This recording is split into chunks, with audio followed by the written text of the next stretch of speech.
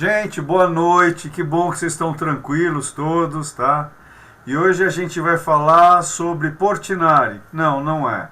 A gente vai falar sobre Anita Malfatti. Não, não é. Ah, obrigado, Val. A gente vai falar sobre o Nicolas, tá? Vocês conhecem o Nicolas?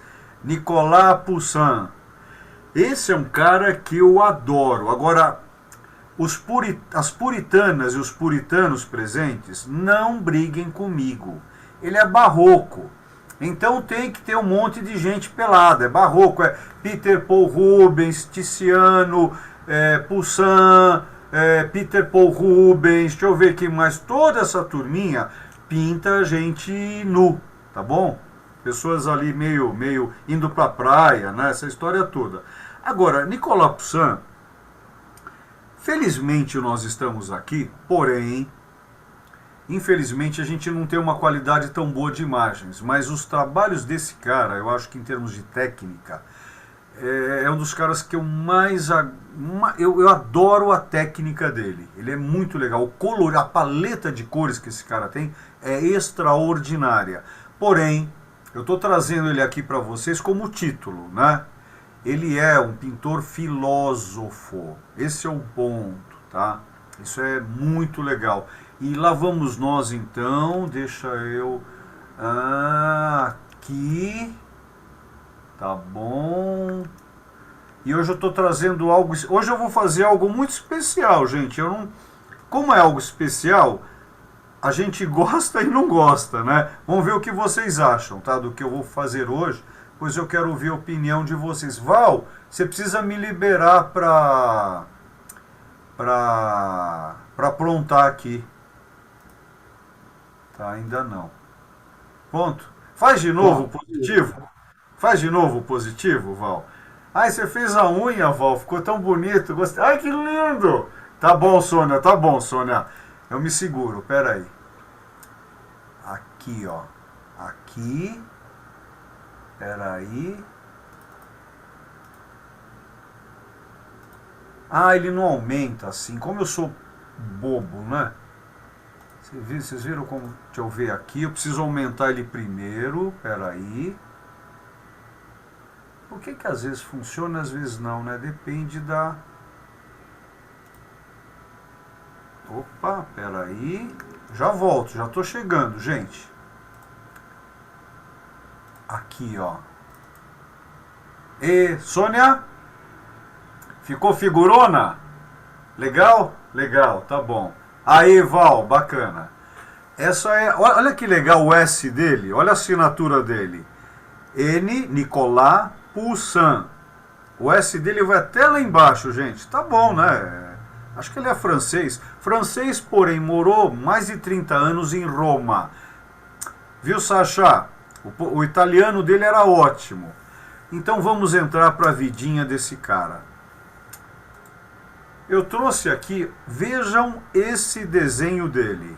Dá para perceber que é uma serpente? Sobre cartão. Olha só, é um desenho de uma serpente. Olha ali como ele lida, né? Bem barroco, né? Olha os movimentos sinuosos. Olha como ele lida com o chiaro escuro, o esfumato, a sombra, né? E esse círculo em volta. Por que uma serpente dentro de um círculo? Vocês já ouviram falar em Ouroboros? A serpente mordendo a própria cauda? Aí, Val. É um símbolo de ocultismo, é um símbolo de magia, tá? Mas já já a gente entra nesse assunto. Vamos em frente. Esse é o bonitão. Eu gosto de como ele apara o bigode, né? Ficou bacana, não ficou o bigodinho dele aparado? Olha lá, olha só. Foi legal, Val? Tá. Esse é o Nicolas Poussin. Parece que uma pessoa tranquila, olhando para nós. Ele fez um autorretrato. Se você olhar bem, você vai perceber esse anel simbólico nele. Gente, tudo para ele é simbólico, tá? Vocês vão ver. Bem, ele nasceu em junho de 1594, em Le Anderly, tá? Morreu em 19 de novembro. Anderly é França, tá? 19 de novembro de 1665, viveu 71 anos, que é bastante tempo, né, para a época. Apesar que esses caras todos, esses grandes famosos, eles também são importantes porque na época deles, que não era normal viver tanto, eles viveram tanto. Então eles conseguiram produzir bastante. Tem isso também, viu? E, claro, viveu mais de 30 anos em Roma, tá? O sepultamento dele foi em San Lorenzo, em Lutina, tá? A cidadania francesa, a etnia francesa, ocupação pintor e artista gráfico, tá? Obras importantes, tá? Eu trouxe essas duas básicas aqui, mas tem um montão que eu trouxe para vocês também. Et in Arcadia ego. Pois é, o que quer dizer isso? Daqui a pouco a gente vê. E ele também fez o Four Seasons, né? Não o restaurante, tá? Ele fez as 4 estações, mas que o Four Seasons é legal também, é caro, mas é legal. Movimento estético, classicismo. Vamos lá. Pois é, essa é uma primeira obra que ele pinta em 1627, que detém esse título. Et in Arcadia ego. Vamos lá, tá ela aqui, ó. Eu já vou chegar mais perto. Vocês estão vendo uma mulher, 3 homens, um deitado, e eles estão observando alguma coisa. Vocês estão vendo isso? Ok, obrigado, Sônia. Vamos chegar mais pertinho, olha só. Ali está escrito exatamente isso. Et in Arcadia ego, tá? O que quer dizer isso, né? A declinação ela não está correta no latim. O que, ele não sabia latim? Sim, sabia muito bem. Esse é o ponto. Às vezes, quando você vê uma escrita errada, dependendo de quem escreve, tem toda uma significação oculta. Isso que a gente tem que, às vezes, aprender. Mesmo uma pessoa que, de repente, vai falar para você, olha, tem problema que está vindo um assaltante. Eu acho que o mais legal é você ouvir que está vindo um assaltante, não que ele falou problema, né? Então você tem que saber tirar o melhor de uma palavra, de uma frase errada. E se uma pessoa como ele escreve com uma declinação de dativo, ablativo, né? Todas essas declinações latinas, que depois foram para o alemão também, né? Essas 6 declinações, que não é fácil, conforme for 7 declinações. Quando ele escreve isso, ele quer dizer, a morte também existe em Arcádia. Arcádia o que é? Olha essa palavra. Não lembra arco? Não lembra arte? Não lembra arcanopati? Não lembra segredo, portanto? É uma cidade na Suméria. Arcádia, ou Arcadia, tá? Então ele está se reportando a um período sumérico. Pati, você ouviu que Arcádia dá origem a arcano, portanto a segredo, tá? Essa cidade suméria. Você ouviu, querida? Tá? Tá bom. Então, ele está trazendo isso por quê? Né? E aí, aqui, vejam que interessante, eu quero mostrar a vocês também a questão das imagens. Essa é a mesma que essa aqui, ó. Percebam a diferença de tons. É a internet. A internet tem essa desqualificação, mas ainda bem que nós estamos aqui. Agora, ele tem essa outra obra, que qual o nome dessa obra? O mesmo. Arcadia em Arcadia ego, tá? Que está escrito, vocês estão vendo o meu mouse? Dá para ver, Soninha, meu mouse? Ótimo, ó, obrigado, Val. Aqui está escrito, ó, estão apontando de novo, só que vocês percebam, é uma obra horizontal, aqui ela é vertical. Olha o traje dessa mulher, eles estão conversando, tá? Esse aqui está fitando, esse é a que estava sentado aqui. Deixa eu voltar lá, ó, tá vendo? Ela aqui está quase seminua, tá? Eles estão pegando, isso parece um jazigo. Pois bem, só que este aqui, ó, olhem a data aqui embaixo, 1627, para vocês guardarem, tá? Essa outra é de 10 anos depois, 1637, 38. óleo sobre telas, tá bom? As duas. Média 85 por 1,20 é padrão, sempre a gente fala primeiro a altura, depois a largura, tá? E encontra-se no Louvre, tá? E aí? Bonito. Vocês gostam desse tipo de trabalho? É uma técnica interessante, é um trabalho figurativo, barroco, portanto século XVII. E o que acontecia nesse período, século XVII? É chamado período da ciência, onde você tem, para nós, Baruch Spinoza, você tem Renato Cartesius, René Descartes, você tem Sir Isaac Newton, você tem Gottfried von Leibniz. O preparamento, gostaram da palavra preparamento? É que eu sou primo daquele cara que tem problema, tá? É o preparamento para o iluminismo francês. Esse foi um período que a ciência explodiu, gente. Nesse momento que existe uma separação entre química e alquimia, né? Tem todo um movimento aí. Por quê, né? Porque exatamente as religiões começam a se separar, né? O absolutismo chega no seu auge e começam a romper sistemas religiosos, sistemas políticos. Então, claro, nesse momento surge uma nova visão, e essa nova visão pede, portanto, uma nova religião, portanto, uma nova visão, e aí surge exatamente com René Descartes, né, o discurso, né, do método. E por que surge o discurso do método? Porque está sendo quebrado o tratado religioso. Existe cada vez mais uma distância entre a religião e o sistema político. E aí Nicolas Poussin, como um bom francês que foi morar em Roma, se debruça sobre a questão filosófica. Ele começa a pegar todas essas fontes de conhecimento. E essas fontes de conhecimento ele debruça, e por ser um grande desenhista, um especial colorista e um homem de uma inteligência ímpar, ele coloca todos esses segredos nas suas obras de arte. Eu não sei se depois da aula passada vocês começaram a ver diferente as mãos. Espero ter trazido isso para vocês. Reparem muito nas mãos. Por exemplo, quando você pega um El Greco, o El Greco ele pinta. Vocês estão me vendo também ou não conseguem me ver? Vocês conseguem me ver? Ele pinta. Para nós, isso aqui é a letra Shin, correto? Para nós judeus, né? Só que para El Greco ele pintava assim. Esse era um outro, ó. Deixa eu ver aqui no escuro, aqui, ó. Aqui acho que fica melhor, ó. Deixa eu vir para cá. Aqui assim, ó. Tá? Ele juntava esses dois, o dedo do meio e o anelar. E ele não assinava, vocês lembram? Ele jogava um papelzinho amassado na obra. Então, ele lidava com a mão.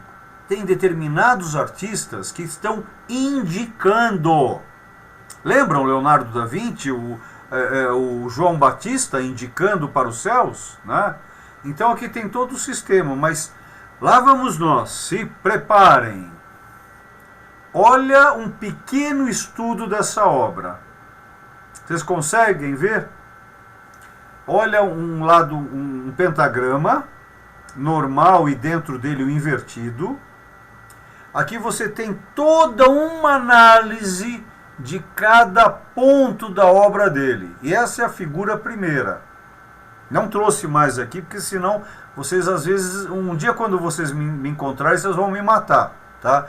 Mas percebam como esse cara desenhava e estudava antes de produzir a obra. Imagine os esboços que ele fazia, os cadernos de desenho que ele tinha para ler, se debruçar, ler, adquirir um conteúdo mental, intelectual, esotérico, para depois exoterizar. Do esoterismo ele vai colocar para fora. Aonde? No canal de televisão dele, nas suas cavas, nas suas telas. Era onde ele podia anunciar os segredos. Segredo sacro, sagrado. Agora, vamos lá. E aí, ué, o que aconteceu? Sônia, você não vai reclamar que tá escuro? Tá bom, você já aprendeu com o chato aqui, né? Que mané. Aí você começa a analisar, simplesmente, não vou me aprofundar tanto, que tem muitas imagens deles aqui, que eu quero que vocês comecem a gostar dele, enquanto pintor primeiro, depois enquanto filósofo, depois enquanto esotérico, tá? O Peter hoje falou para mim, Olívio, você é muito esotérico. Eu sou, tá? É um dos meus lados também, né? Aqui você começa a analisar e percebe, você tem que analisar por que aquele está olhando, que braço dele está apoiado nesse jazigo, tá? O que ele está segurando com a mão direita dele. Então ele é um pastor. Olha aí, ó. Ele pintou muitas cenas do Novo Testamento que para nós judeus é do Velho Testamento, porque Jesus nunca foi cristão. Esse é o ponto. Jesus era um judeu que ele não concordava com o judaísmo presente, e aí bateu de frente com aquela questão, e aí criaram um cristianismo embasado na mudança dele, que é tipo da outra face, transformação, autoconhecimento, né? São a Santíssima Trindade, né? Então existe um conhecimento aonde estava Jesus com 12 anos. Aonde ele ficou dos 12 aos 30 anos? O que aconteceu ele com 31, 32, 33 a gente já sabe bastante. Mas aonde ele estava com 12 anos, dos 12 aos 30 anos? O que aconteceu com a vida desse judeu? Aonde ele morou, onde ele estudou? O que tipo de conhecimento ele se aprofundou, né?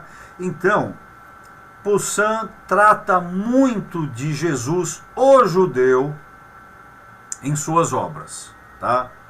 E aí, vejam só, eu estou trazendo agora somente o homem de joelhos. Qual o joelho dele que está na terra? Lembram os gatos de bota? Por que gatos usariam bota? Porque os irmãos Grimm criaram gatos de bota? Porque é um gato telúrico. Esses contos de fadas não são contos de fadas. São contos de segredos. Então, quando você vê um homem ajoelhado, com a perna esquerda e o joelho tocando no telúrico, ele está fazendo o número 4. Ele está mostrando um símbolo para nós, qual o seu indicador aponta o que está escrito. E aí você começa a ver que o outro também está duvidando do que está acontecendo e eles estão se perguntando, né? E nesse momento a pergunta, ela apoia a mão, olha só, a mão direita sobre o ombro esquerdo e troca a mensagem. A pergunta é, por que a morte et in Arcadia ego? Por que a morte existe em Arcádia? Porque Arcádia, ou Arcadia, era tido como Pardes, como paraíso. Como lá a morte existe? O que quer dizer morte em latim? Mudança. Mudança. Simples assim, para os iniciados, tá? E aí, nesse momento eles estão estudando o que é isso. Ou seja, nós temos 4 pessoas, 3 homens e uma mulher, analisando uma frase esotérica, tentando compreender-se nessa frase, e óbvio, Nicolas Poussin pinta isso para chegar a nós, que somos iniciados profundamente nos últimos graus da Rosa Cruz, da maçonaria, da Otto, da Burschenschaft, e compreendemos profundamente o que querem dizer aqui. Tá bom, gente, tá bom que a gente compreende, mas a gente tenta ter um pouco de luz, tá? Então, quando trazem essa mensagem que chega até hoje, é importante nos deslocarmos e irmos até lá. E aí a gente começa a perceber que essa é a novidade, gente. Olha aí, se prepara, Sônia. Tem filminho! We're in the Louvre and we're looking at a Nicolas Poussin in Arcadia Ego. We have 4. E eu consegui esse com uma tradução, desculpe o inglês, é uma tradução, tá? E é bem interessante. Eu espero que vocês consigam ler e ouvir. Figures. We see ancient shepherds and a very classical female figure. Clearly based on ancient Greek and Roman sculpture, as are all the figures actually. And that treatment of the drapery that looks back to ancient Greece and the classical period. Now, right in the center, the largest, most dominant form is a tomb. This huge, solid block of masonry. And a figure who's pointing at it and looks back at the female figure, almost alarmed at what they're reading. Assustado pelo que estão lendo. Pegou, Zilá? Olha que legal. Ambiguity. Is it possible that they're having difficulty reading? Do they not know this language? Or, you're right, are they disturbed by the message? I too am in Arcadia, meaning even death. Vocês viram a outra interpretação que ele deu? Eu também estou em Arcádia. Não chegou ainda na morte. Is in Arcadia. And the landscape has a setting sun. There's a strong shadow on. Olha para onde eles foram. O ocaso. O sol se pondo no fim de tarde. Às 18 horas. High. The tomb cast by the kneeling figure, and there's a real sense of a poetic passage of time. A passagem do tempo. That issue of time is important. If you look at the tomb, it's not new. Although it's stone, it's been harmed over time. And so we get a sense that it is even more ancient than these ancient people. Mm-hmm. And this is a bridge back in time. You know, Poussin was so interested in the archaeology of the past. That's right. And resurrecting it through color, through form, through style, and through subject. And one gets a sense that in that looking back by Poussin to ancient Greek and Roman culture, he must have had a sense of longing for the past. And also a sense of the transience of human life and of what human beings make. And in a sense, the power of art to transcend time in this transcender o tempo way, both in terms of what's represented, this tomb as a kind of art, but then also, of course, this painting itself.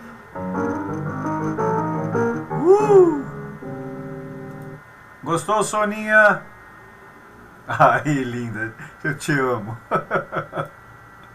Agora, se preparem. Essa obra existe. E ela está nessa cidadezinha. Acreditem, eu conheço essa cidadezinha, tá, gente? Isso é muito legal. Essa cidade é chamada René-le-Château. Ela fica, tá vendo aqui, na Languedoc, tá? Aonde? Nos Pirineus. Já vou chegar pertinho de lá. É uma cidade pequena, interessantíssima, aonde está embasado um livro, que eu vi esse livro pela primeira vez em 1981-82, estava em Londres, aonde eu comprei Holy Blood, Holy Grail, Sangue Sagrado, Graal Sagrado, aonde quiseram processar o Dan Brown pelo livro que ele lançou em 2006. Porque eles que vieram com essa história do Da Vinci Code, o Código Da Vinci, veio desse livro que eu estou falando, tá? E esse livro é embasado nessa cidade pelos 3 escritores ingleses. Estão entendendo a história por detrás das obras de arte, gente? Essa é a questão. E aí, esse cara, esse François Berenguer Saunier, ele descobriu, ele só viveu por coincidência a idade de Cristo, último grau na maçonaria, ele viveu 33 anos. Tudo que eu estou falando aqui para vocês é real, não é história, só que é história, tá? Então ele descobriu nessa cidadezinha, na igreja dele, tá? O que esse cara descobriu? Pergaminhos, 4 rolos, embaixo do altar. E aqui o que vocês estão vendo, uma igreja de Santa Maria de Magdala. Santa Maria Madalena, tá? Ela supostamente, olha aqui, é uma edificação em homenagem a Maria Madalena. que Gregório a chamou no século VII de prostituta. E ela seria supostamente, tá, a companheira de Jesus. Aí que desenrola toda a questão do Código da Vinci. O Alto chegou aí, Sônia? Manda um beijo para ele, tá? Então, o que acontece?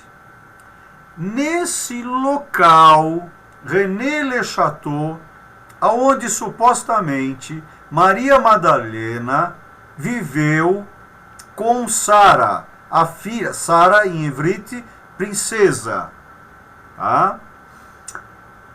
E viveu com a filha de Jesus. Essa é a mística desse livro. E esse cara traz isso no século XVII. Esse segredo da Arcadia. Ele traz, olha que vista, gente. Isso é para Sônia. Sônia, olha lá a imagenzinha, tá vendo? Ó, aquele ali não sou eu. Adoraria que fosse eu ali, mas não sou eu, tá? Não é linda a imagem? Olha que cidade, gente. É Languedoc, né? A língua, só falar isso, Languedoc, é a língua doc. É uma língua francesa do século XI e XII que os trovadores usavam, gente. E nesse... Bem, a gente já chega aí, vai. Ó, aqui tá a França, tá? Aqui tá o Clube Hebraica, tá vendo aqui nos Pirineus? O Clube Hebraica tá bem aqui, ó. E aqui fica essas... Ó, aqui tá, ó. A França, a Espanha, Pirineus, a divisão, tá? Esse é o lado, um dos lados, claro que o lugar mais místico do mundo, umbigo do mundo, é Jerusalém. Mas esse local, ele é sensacional e vocês já vão ver por quê. Aqui vocês estão vendo, ó, eu fiz isso com uma tintinha vermelha, tá? Minha mão tremia um pouco, mas foi como eu... Era para ser uma bolinha, mas eu não consegui. Então, aqui fica Languedoc, tá? E aqui nós estamos nos Pirineus e René Le Chateau. Aí, ó, aqui ao lado, tá? Que é uma outra comuna, tá? Vocês estão vendo que tem um marquinho aqui? Acredito que tem uma bolinha que eu tentei fazer aqui. Obrigado, Sônia, obrigado. Ainda bem que você me compreende. Agora, por que eu estou mostrando ao lado? Porque agora vocês estão subindo uma colina. Vocês estão vendo um castelo lá em cima? Este é um castelo seguro. Aqui nós estamos em Montségur, um castelo cátaro, aonde supostamente, tá, foram todos eles mortos no século XII, XIII. Foi uma noite que desceram, fecharam eles aqui e mataram todos, menos aqueles que saíram de madrugada e de posse um deles estava levando o Santo Graal. Estão entendendo onde fica tudo isso? Tudo isso fica nos Pirineus, tá? Languedoc. Mas, Olívio, o que isso tudo tem a ver com a pintura? Pois é, essas são as pinturas de Nicolas Poussin. Ele bebe de todo esse conhecimento. Esse aqui é o irmão de Moshe. Gente, conhece o cara? Olha o que o cara fez aqui, ó. Tá vendo? Então ele pinta todos esses simbolismos. Agora eu vou me aprofundar. Não. Agora eu não vou me aprofundar. Agora eu quero mostrar um monte. Eu trouxe essa obra, no caso, essa obra de oculta, aonde eu me debrucei sobre ela, para que vocês compreendam quem é esse artista. E caso vocês queiram se aprofundar, é uma pessoa que pede. E a técnica, a pintura dele é extraordinária. Eu acho ele um dos melhores pintores do mundo de todos os tempos. Ele é o colorido, aqui não dá para ver aqui, mas o colorido da obra dele é sensacional. Olha isso. Olha a quantidade de informações. Estão vendo? Olha isso. Não reparem nos seios dela e nem no bumbum da outra, tá? Olha a quantidade de detalhes. Estão gostando do trabalho dele? Mais ou menos? Gosta? Aí, Sônia Zilá, você gosta, querida? É bonito, né? É um trabalho profundo. Ele tem muita técnica. A paleta dele é extra. Ó, vamos lá. Agora é o Olívio Guedes falando, avaliando obra de arte. Vai. Nós estamos vendo aqui óleo sob canvas, óleo do século XVII, que é de uma transparência única, de um trabalho alquímico sensacional. Eles próprios faziam essa tinta óleo, a mistura, essa mistura do minério com os óleos. São vários, não é tinta óleo, é um óleo só? Não. São vários óleos, virgens ou não. É uma mistura, é óleo de azeitona ou não, dependendo do que, a mistura com os minérios para dar essa cor. Isso é um trabalho lindo. É um trabalho de alquimia, é um trabalho de química. Fora isso, os desenhos. Claro que tudo isso é municiado por um estudo da imagética. Imagine o quanto esse homem estudou. Estudou leitura. Depois o quanto a técnica, o quanto que ele desenhou, o quanto que ele pintou, o quanto que ele fez tinta. Ele fazia as telas, ele fazia o chassi, ele fazia a moldura. É essa época, gente. Fazia-se tudo. O artista, ele era um artífice e depois artista. É que se o nome artista é novo, gente. Lembram, os artistas, a palavra artista no século XII não é o mesmo que agora, não é o mesmo que essa época. São artistas, são vários nomes, tá? Agora, percebam, olhem essas cores, olhem esse movimento, olhem essa perspectiva. E eu não estou trazendo aqui a filosofia que está por detrás dessa obra, O Rapto das Sabinas. Olha isso, gente, os detalhes. Olha o fundo, olha quantos planos. Vocês conseguem ver os planos? Olha lá no fundo, tá vendo, Soninha? O sol se pondo. Gente, isso é magnífico, né? Aí, de repente, mas Olívio, que sol é aquele na nuvem lá em cima, à esquerda, né? Ele tem todo, ó, porque o que tem aqui no chão na frente? Que vaso é esse? Que pote, que poteiro é esse? Tá?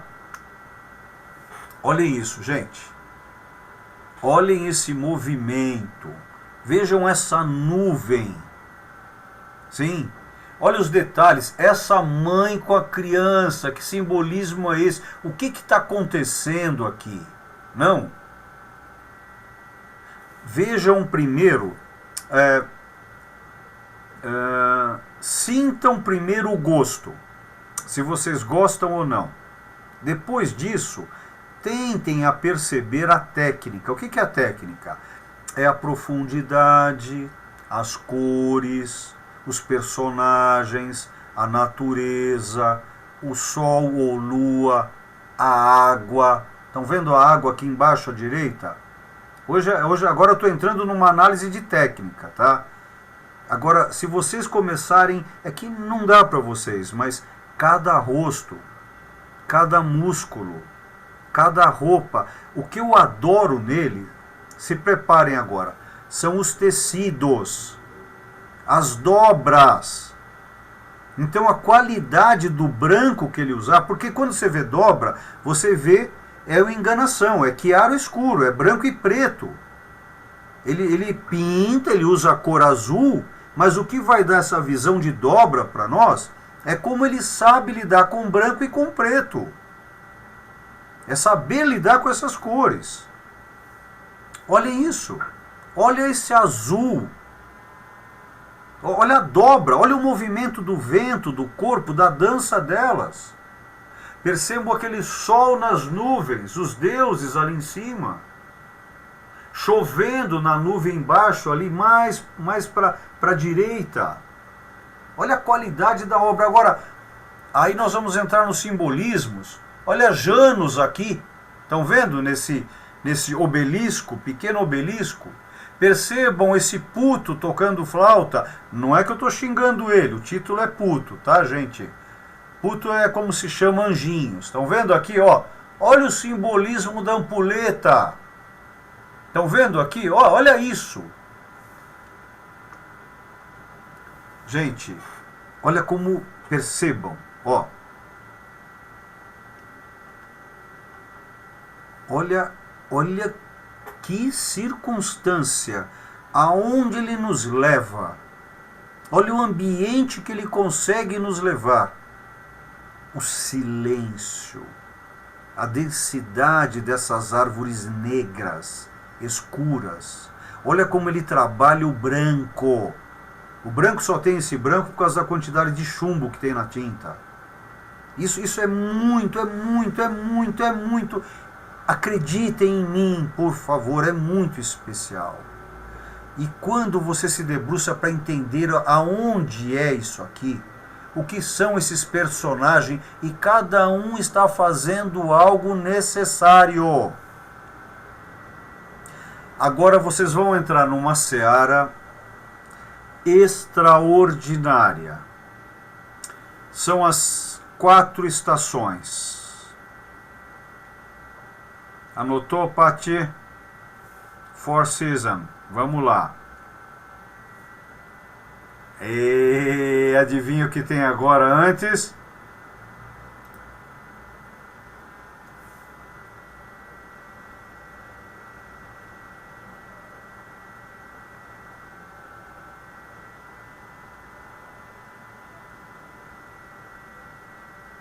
Palhetas.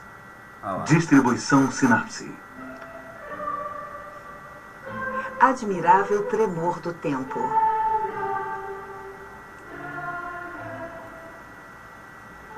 Nicolas Poussin.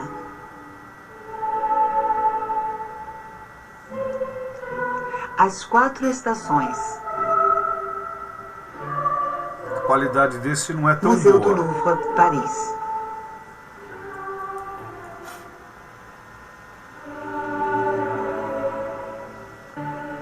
Eu vou adiantando um pouquinho, olha isso. Uma montanha ao longe. Árvores de várias espécies de folhagem verde e farta. 2 rochedos na sombra, entre os quais surge um clarão de luz. Uma pequena queda d'água. Um lago onde nadam alguns pássaros. Pradarias floridas. Sobre uma nuvem, um personagem de cabelos brancos. Deus, Um Adão e Eva. homem e uma mulher debaixo de uma árvore. Eles estão nus. Ela está apontando para cima. A mulher mostra ao homem a fruta da árvore.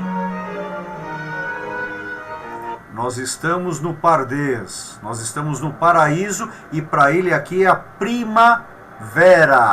O que quer dizer primavera? Primeira visão. Uma cadeia de montanhas. Agora estamos no verão. Fortificações O que quer dizer verão? Por causa do sol nós podemos ver tudo. separadas por uma estrada.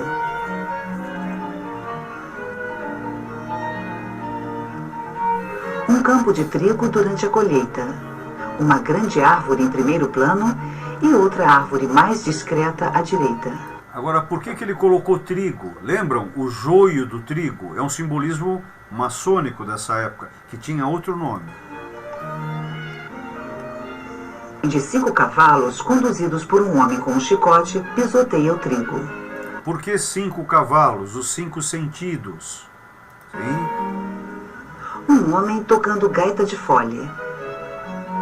Outros cortam o trigo. Param a comida. É meio-dia.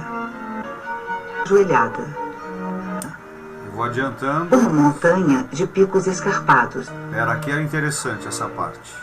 Uma montanha de picos escarpados. Vocês... não, deixa eu voltar aqui. Quase que eu peguei, ó. Estão vendo? Um homem com uma escada aqui. Isso é tudo simbólico. A escada de Jó. Olha Outra isso. cidade fortificada no alto de um penhasco.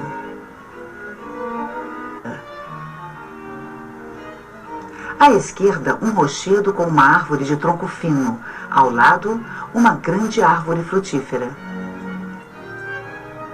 Uma mulher em cima de uma escada colhendo frutas.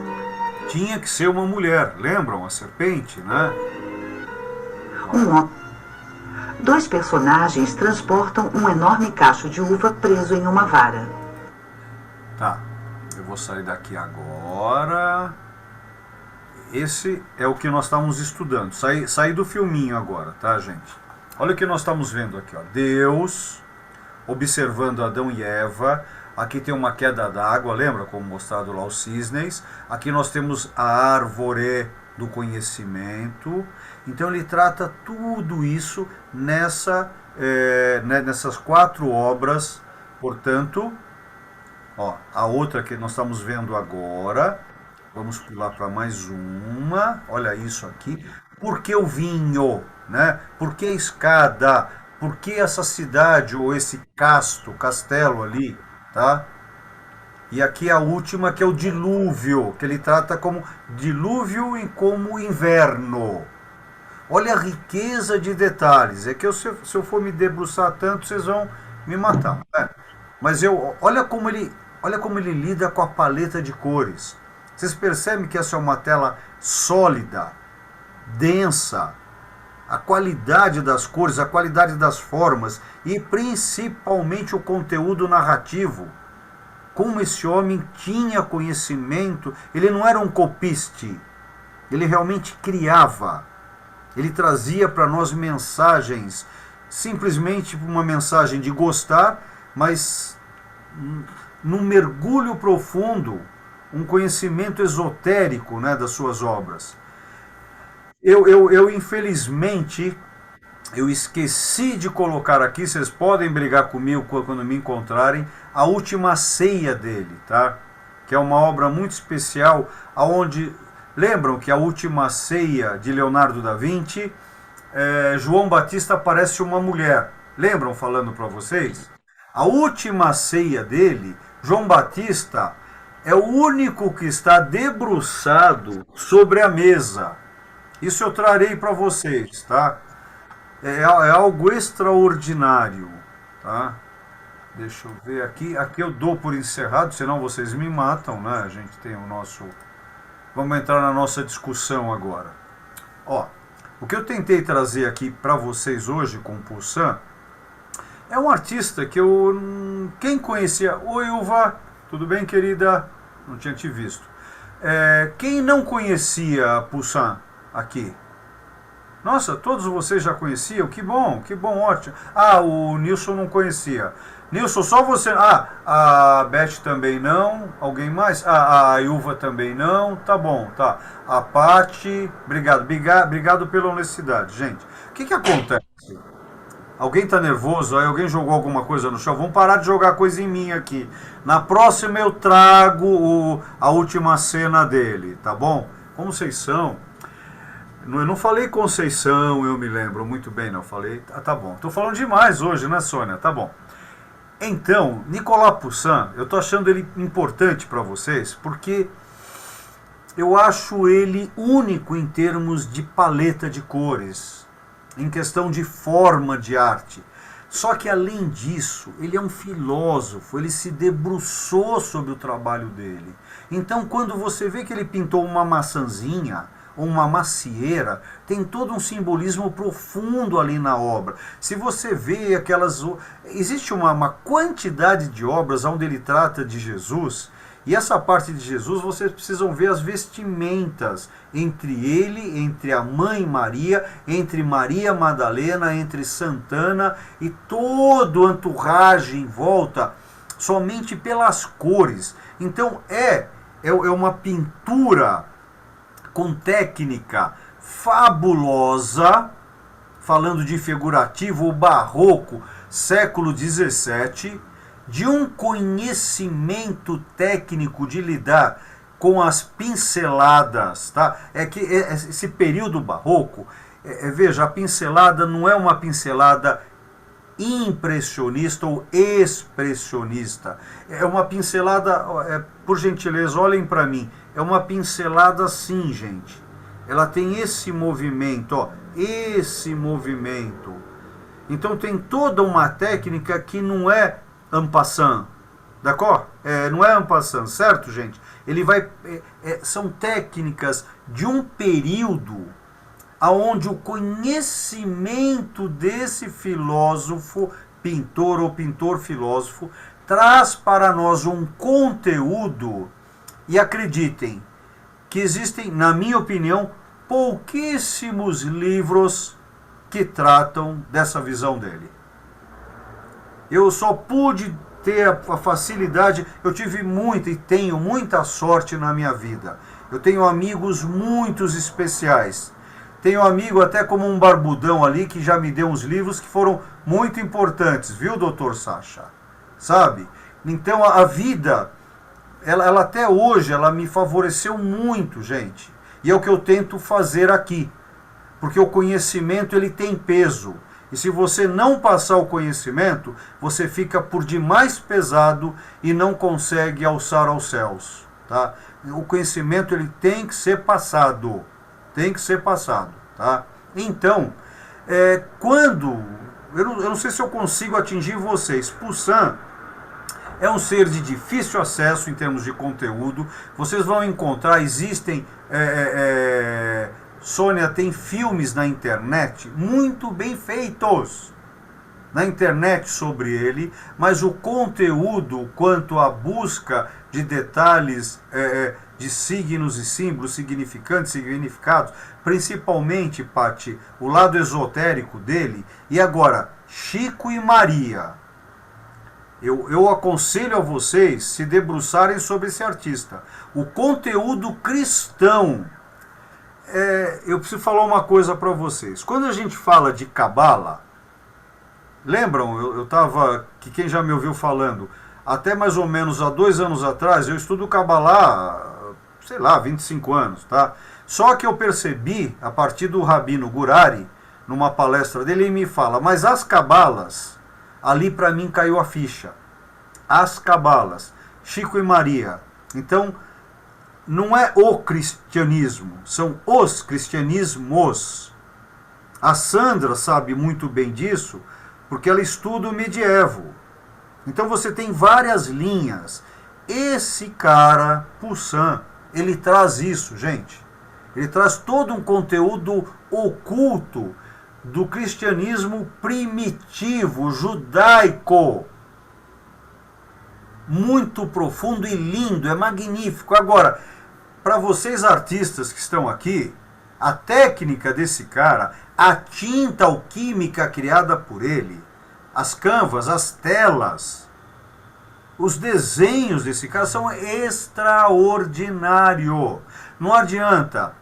Tá, para quem gosta de abstrato, é muito legal a obra abstrata, tá? Lembrando que a obra abstrata surge no seio do judaísmo, porque nas sinagogas não é permitido imagens. Então vocês vão ver vários artistas judeus que criam esse abstrato. E tem muito a ver com 1899, também com Livros dos Sonhos, de Sigmund Freud. Então você tem todo um conteúdo para parecer arte abstrata. Porém, só vai existir um pintor de arte abstrata se essa persona desenha muito. Desenha muito. Nós vamos falar semana que vem de Modigliani. Ele só se tornou um grande artista quando ele conheceu Brancusi. Estou dando um spoiler aqui. Quando ele conheceu Brancusi em 1909, aí ele para de ser pintor, ele vira escultor até 1914. E todo escultor tem que desenhar pra caramba. E aí quando ele percebe que ele é tísico, ele já sabia, né? Mas ele percebe que a doença não permite a ele ser um escultor, porque o escultor precisa de bíceps. Sem bíceps não dá para esculpir, a não ser que você contrate caras, tá? O empurra-purra que tá aí, né, na Avenida Anchieta, mas no Ibirapuera, será que o artista fez sozinho aquilo, tá? Claro que não, né, gente? Então tem toda uma questão. E nesse momento, tá, Amedeo Clemente Modigliani explode enquanto pintor. Então, você precisa entender que esses artistas grandes, abstraístas, eu nem sei se existe essa palavra, é o neologismo, vai. Esses abstraístas, tá, conseguem porque eles começaram a lidar com o ponto, e o que tem um monte de pontos? Tendo um monte de pontos, nós temos uma linha. E essa linha, quando ela vai criando um movimento, quando você sai de um desenho de um triângulo e vai para o desenho de um cubo, no bidimensional, aí a sua mente desenvolvendo exponencialmente. Agora, quando você bebe de um Poussin, você começa a se aperceber a viagem dele enquanto filósofo. Vocês vão encontrar dificuldades em encontrá-lo, mas faz parte. Faz parte. Né? Então tem que ir a fundo mesmo. É um cara extraordinário. Agora, quem gosta da arte, pela arte enquanto figurativa do Barroco, tá? Porque quem criou o Barroco foi Michelangelo Buonarroti, tá? Porém, você vê a grande expressão do Barroco em Tiziano, em Peter Paul Rubens, tá? Mas cada um na sua. Agora, Poussin é mágico. Ele traz para nós uma viagem ao interior. Ele nos apresenta níveis de consciência, aonde a palavra belo, ela tem a sua origem real. Belo vem de bélico, de bellum, que é poder vencer o tempo. Isso é o belo. É como para nós, né? Tiferet, beleza, está bem no centro da árvore cabalística. E nesse momento você vai lidar com misericórdia e julgamento ao lado. Imagina, beleza no meio, estética. Olha, de onde vem a palavra estética? Estetoscópio, lembra? Quando vocês vão no médico, ele vai auscultar vocês e aí vocês pegam o estetoscópio. Para que serve o estetoscópio? Para ouvir dentro. Aí cito a Nineta e o chato do marido dela, que eu odeio, o Martin, tá? Manda um beijo para ele. Então, o que acontece? Estetoscópio quer dizer, na origem grega, pulmão. É a medida do que, portanto? Deus soprou em suas narinas o sopro divino e lhe deu a vida através de nefesh, a alma. Então o estetoscópio, olha que legal, a gente usa para ter baliza na decoração, mas quem usou essa palavra pela primeira vez em 1747, numa aula, esse alemão, tá? Baumgartner, ele chama de aula de estética, 1747, tá? Anotem, duvidem de mim, que eu posso estar enganado. Estou enganando vocês aqui com as datas, tá bom? Então, é legal sacar que esse cara cria uma disciplina no século XVIII chamada estética, que ela advém da emoção. Então, quando vocês vão ouvir, né, vocês vão ver o trabalho de Poussin, vocês vão perceber uma disciplina que ainda não existia. Mas a estética já, que é a emoção do pulmão. Ele bebe, ele traz tudo isso para nós. Tá bom, Sônia? Já são 9h30, gente. Tem perguntas? Viajei muito. Perguntar? Não pode perguntar. Tô curiosa. Ah. Deixa eu, assim, eu imagino, para ele pintar uma obra dessa, com essas árvores, com essas pessoas, ele desenhava tudo primeiro. Ele usava modelos, ele ia nos lugares ver, ou era da cabeça dele tudo isso? Olha, pelo que eu compreendo de Poussin, ele era híbrido. Ele tinha, pelo que eu acompanhei nos cadernos que eu pude ver, tá? Porque você vai ver que tem certos desenhos, né? Eu me debrucei sobre esse cara. Claro. Tá? E me debrucei porque é um cara que eu sou apaixonado pelo trabalho dele. E quando eu me debrucei, eu reparo que certas obras, olha que legal, se ele pinta essa mão, ele usa essa mesma mão num outro trabalho invertida. Então ele refaz, ele reutiliza desenhos. Agora existe um estudo de um colega meu, tá, só sobre isso. Só que o filho da mãe não me passou todo mais, que é material nosso, é material de pesquisador acadêmico, não acadêmico, sabe? A gente pesquisa, a gente gosta. Então são coisas duvidosas, que a gente não tem certeza. E eu adoro também não ter certeza, que aí é o legal do espanto, né? Esse é o legal do espelho. Então ele usava várias técnicas, Martinha, tá? Ele usava modelos? Sim. Ele usava desenho? Sim. Ele pegava trabalhos de outros artistas? Sim. Ele era híbrido. Ele era híbrido. Mas é óbvio e ululante que tudo, a formação geral era da ideia dele. Como eu aqui, tudo que eu estou falando para vocês, tudo, desde quando vocês me conhecem, não me pertence. Não me pertence. Eu estudo, eu ouço, eu sou aqui um falante. Eu estou passando para vocês o conhecimento. Mas nada me pertence. Tá, mas Olívio, tem os textos...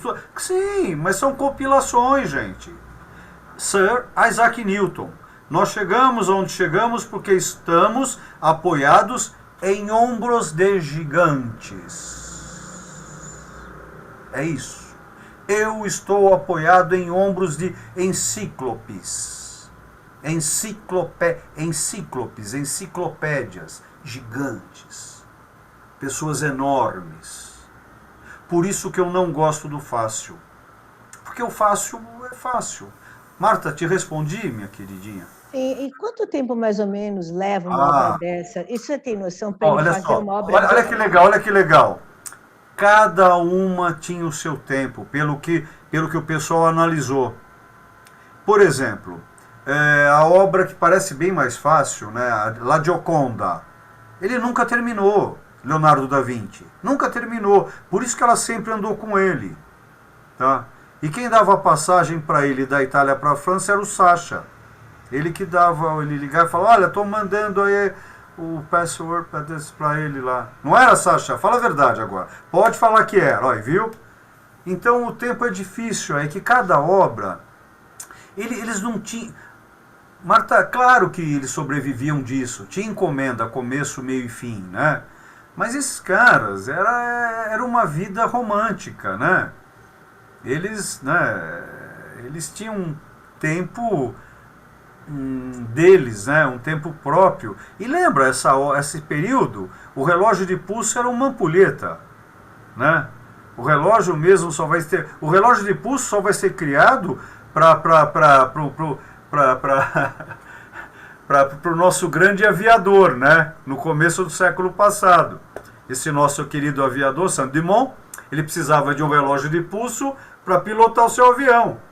Então um amigo dele, que era dono de uma fábrica de relógio, fez o primeiro relógio de pulso para ele. Tá? Cartier, exatamente. Merci beaucoup, Sandra. Tá? E agora, o primeiro relógio que você tem como marco mesmo é no século XVIII que começam. Até então usava-se o gnomo, né? Relógio de sol, que é muito interessante, tá? Mas a ampulheta foi muito usada. Certo, senhora Marta? O que você quer, Zila? O que você quer? Eu tenho uma dúvida. Poxa, que humilde! Veja bem, quando você mostrou aquela obra de arte, que ela está dentro de um pentágono e que ela tem toda uma estrutura geométrica ali. Você gostou, né? Você gostou.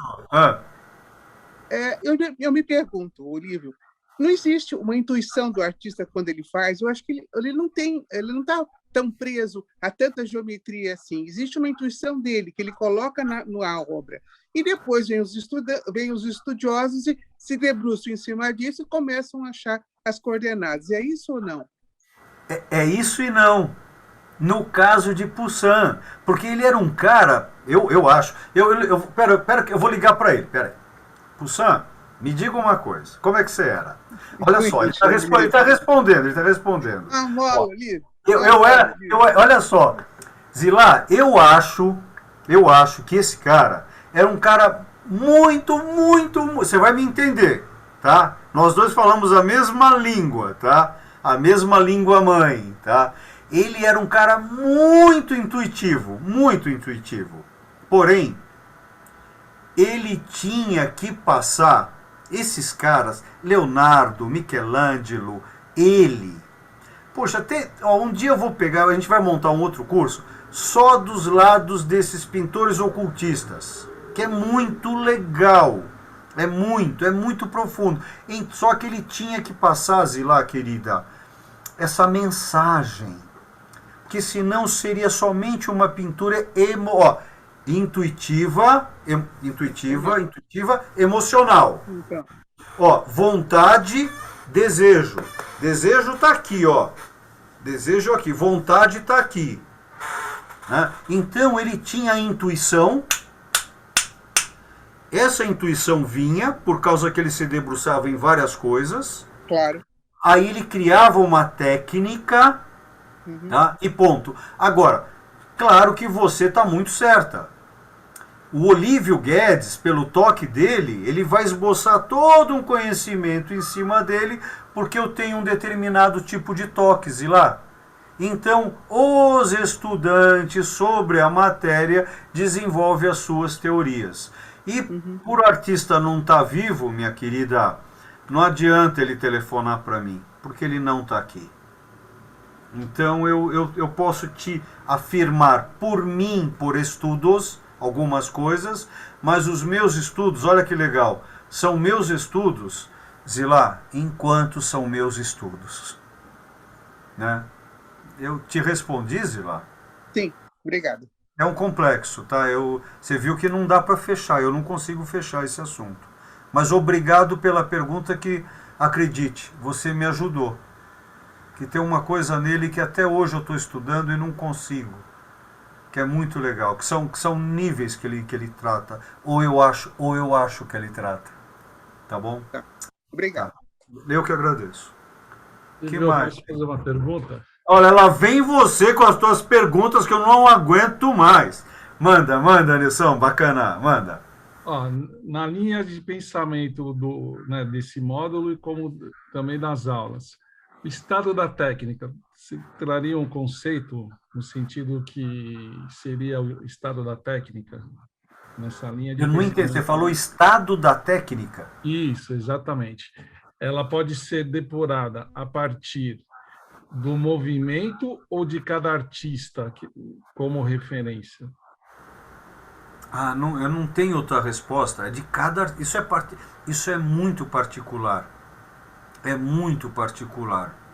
É de cada um deles. Cada um deles tem a sua, seu nível de consciência, a sua intuição, tá? E portanto a sua magia. É muito particular. Imagina, aí de repente eu vou ser curador da exposição da Zilá com a Nineta. E as duas chegam para mim e falam: Olívio, a gente te adora, mas a gente quer um texto crítico de nós duas. Um texto crítico. Nineta, lembra da tua exposição junto com a Miriam? O que eu fiz? Eu fiz um texto para cada uma. Mas se a Zilá e a Nineta me pedem para fazer um texto crítico sobre as duas, cara, eu tô perto do abismo. Eu tô perto de Da'at. Eu tô perto do abismo cabalístico. Porque é muito difícil. Para mim é muito mais fácil. Tem um jeito de traçar, né? Cada um tem o seu jeito. Agora, aí a Zilá me ajudou agora nisso. Porque não adianta, cara. Eu tô trazendo ele aqui. Ele era assim? Pode ser. Mas o Val falou bem agora. Talvez não mesmo, Val. Sabe, é a minha leitura dele. Então, por isso que vocês têm que tomar cuidado com o Olívio, que o Olívio tem a leitura dele, tá? Eu acho que vocês confiam em mim, tá? Porém, mas eu sou um compilador. Eu ajunto informações e crio a minha. A minha tá certa? Vocês podem... Eu quis ter esse título de pós-doutor agora, por quê? Porque vocês vão acreditar mais. Mas não dá para cientificar mais. Não importa o cara ser um doutor, um pós-doutor ou um livre docente. Eu espero daqui a uns 6 anos fazer minha livre docência. Agora, e daí? Eu estou adorando a cara de cínica da Uva. Ela tá com uma risada cínica ali que tá desastroso. Eu te odeio, viu, Uva? Te odeio, não precisa falar nada. Fica quieta aí. Então, quando a Zilá pergunta isso para mim, é difícil. Então, vocês acreditam porque eu sou doutor. Mas acreditem, e daí? E daí? Mas deixa eu... Quantas teses já voltaram atrás? Então vocês têm que ter bom senso também. Tá? Não estou facilitando o meu trabalho, não. Porque eu sustento, eu tenho toque, eu sustento. Porém, eu não posso, nunca serei Hashem. Eu sou parte, né? Eu sou parte. Então eu nunca serei Deus. Então eu jamais serei perfeito. Eu estou buscando ela. Simples assim. Então, Nilson, querido, vocês dois aí, eu estou vendo os dois hoje, tá? Eu tô achando engraçadíssimo os dois, juro. Ele e o alter ego dele, ó. Tá bem legal, bem legal. Eu gosto desse cara. Você mexe a cabeça. Realidade aumentada, Alva. É isso aí. Realidade aumentada, é uma nova técnica. Nova, tem já uns 7 anos. É legal. Agora, cada um é cada um, Nilson. Eu não sei se eu estou te respondendo, mas cada um é cada um, cara. E mesmo o Olívio é cada um do que eu estou trazendo. Pede aí. No meu entendimento, né, talvez, mas compreendi a linha de pensamento que você trouxe. Mas poderíamos dizer, em questão de movimento, seria o estado de consciência de todos. Estaria no mesmo nível de compreensão. Não. Porque aí fica... Olha que coisa que eu vou fazer. Você vai me desgraçar agora, tá? Não, tranquilo. A gente vai estar facilitando demais o trabalho da gente. Tá. Fica muito fácil, sabe? Eu tenho muito medo de comparações. Vocês já ouviram, eu acho que o Olívio Guedes falar várias vezes que eu não gosto de sinônimo. Eu tenho dificuldade com sinônimos, tá? Tem algum vizinho fazendo um churrasco e tá vindo para cá um cheiro da janela muito bom, tá? Então, acho que eu tô com fome. Então, olha, acreditem, se dá para dificultar, dificultem, não facilitem nessa linha de estudo. Agora, no dia a dia da sociedade, vale mais a facilidade, tá? Porque é sistema social é mecânico, então outra história, tá? Um dia a gente vai entrar em política, isso é muito legal. Eu dei uma aula uma vez, foram 2 horas só sobre bem, tá bom. A ideia de polis, né? Por que a palavra polis, quanto cidade, surgiu política e polícia, né? Então precisamos tomar cuidado por causa desse caminho do grego aí, né? Polis, polícia e política. É a mesma raiz e são coisas tão distintas, né? Nilson, tá bom, cara. Oi. Escreveu. Eu não quero nada dela porque ela tá de bob. Então faz de conta que fui eu. Então tá bom. Então pode ser. Você foi rápido. Ela falou que são os achismos dela, tá? Achismos. Tá bom. Ela diz que 3 achismos. Ela diz que existe um estudo de proporção estética, que a intuição faz parte de tudo e que cada um tem a sua caligrafia. Opa, gostei. Cada um tem a sua caligrafia ou calcografia, Nineta. Cali ou calco? Bela ou feia? Não. É que eu estou falando em grego para Nineta. Não, é para Nelly, é claro a resposta. Eu concordo com cada um tem a sua caligrafia. E aí que você vê se o Marchand é bom ou não, quando ele reconhece uma obra sem ver a assinatura. Porque cada pincelada é a assinatura do artista. Certo, meu caro amigo Charles Towell? Não é porque o Charles ele manipula a obra que ele não tem assinatura. Essa é a assinatura do Charles. A manipulação da matéria. E aí ele tem o tempo dele, a musicalidade dele, para fazer as tintas caminharem. Correto, meu queridão? É isso. Essa é a assinatura dele. Então pegue a obra da Nineta. Zilá. Então você vai ver, cada uma delas, não adianta. Tem a sua própria assinatura, porque elas estão todos esses 3 que eu citei aqui, né? E Leila, a tua obra eu não conheço tanto, mas já vi. Vocês todos estão adultos. Então vocês já têm assinatura. Já têm assinatura. Lembram de onde vem a palavra assinatura, gente? Assinatura, assignatura, assigno, signo. Portanto, é o signo de cada um de vocês. Tá? Obrigado, Nelly. Bob, chata, te odeio. Que mais, gente? Tá bom? Eu vou bater na porta do vizinho lá de baixo, ó. Fechou? Tá bom? Uma pergunta super importante. Você vai primeiro no churrasco ou na pizza na casa do Charles? Ah, eu prefiro ir na pizza. Então tá bom. Adoraria dar essa saída agora na casinha do Charles. Imagina, todos nós, depois dessa aula, todos nós juntos num lugar. Imagina isso, comendo e bebendo juntos, depois dessa aula. Olha, imagina o que daria de papo. Ainda vamos chegar lá. Vamos chegar. Aí eu vou abraçar todo mundo, vou beijar todo mundo, porque eu não estou carente, eu sou carente. Então é assim, eu sou assim, Marta, é o meu jeito. Tá bom então, gente? Semana que vem, o artista que eu acho que eu mais me debrucei na vida, tá? Que é Amedeo Clemente Modigliani. Aí nós vamos entrar num mundo da loucura e é bem legal. O cara foi sensacional, tá? Aos meus olhos. Tá? Um beijo, um beijo. Beijo.